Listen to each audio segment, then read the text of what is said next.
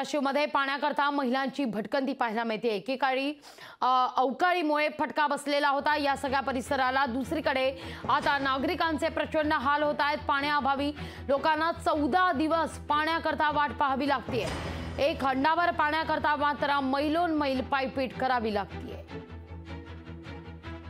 पाण्याची फार टंचाई असल्यामुळं आमचे जास्त आपदा उठली। लहान लहान छोटे छोटे लेकरं बी आहेत, मोठी माणसं कामाला जाते, ते पाण्याची अडचण असल्यामुळे आम्ही घरीच होत बायका सगळ्या। आणि पाण्याला जर गेलं तर आम्हाला पाणी पण भेटत नाही। आणि पाणी भेटत तर नाहीच नाही, पण जर पाणी जर कुठं कुणी आहे म्हणून सांगितलं इकडे जावा तिकडे जावा तर आम्हाला 2 किलोमीटरवर पण त्याचा धावा करावा लागतो पाण्याचा। भेटते ते असं किती तर 2-4 घागरी फक्त आम्हाला भेटते, ह्याशिवाय आम्हाला पाणी दुसरं भेटत नाही। आमचं असं म्हणणं आहे की उजनी धरणाचं पाणी कमीत कमी 4 दिवसाला तर सोडावं अशी आमची महिलांची अपेक्षा आहे। पाण्याचं जर बघा पाणीच नाही इथं, आलं तर अर्धा तास येते, त्याच्या पुढे येत नाही। आणि तिथं विचारलं तर म्हणते पाईप खराब झाला, पाणीवर टाकीत संपला।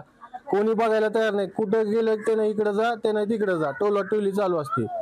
आणि लोकप्रतिनिधी जर कोणीच येत नाही आतापर्यंत, मी तर बघितलं नाही। मला इथं राहून नाही म्हणजे 11 वर्ष झाले, फक्त इलेक्शन पुरतं दिसते, ती बी गमजे घालून फिरत असते, नंतर दिसत नाही।